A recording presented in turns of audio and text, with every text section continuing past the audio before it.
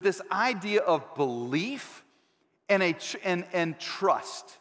This idea of believing the gospel is true, that Jesus was the Son of God, he was fully human, fully God, came down, lived a sinless life, died on the cross, and then gives us an invitation to follow him, and we believe that he rose from the dead.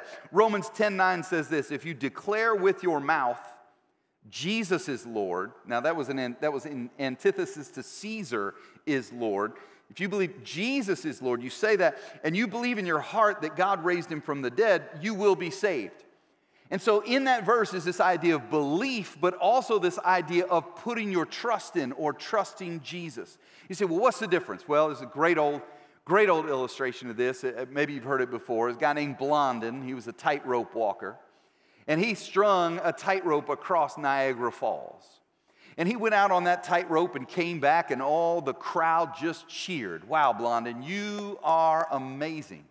Then he said, wait, watch this. He took a wheelbarrow, and he went out again and came back, and they went, oh, man, that's amazing. Then he put 250 pounds of concrete into the wheelbarrow and wheeled it out over the Niagara Falls. He came back. They were all cheering, Blondin, you can do anything. We believe in you. That's amazing.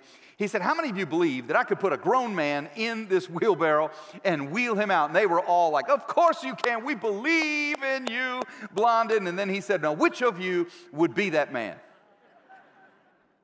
And that's the difference between belief and trust. And at some point in your relationship with Jesus, or the first steps of walking in the way, you have to put your trust. There's a transfer of trust. I'm not trusting in my goodness anymore. I'm trusting in you, Jesus. Does that make sense? I'm not trying to get into heaven on my own merit. I never could. I could never do enough. I could never earn enough. I need your forgiveness, Jesus, and so I put my trust in you.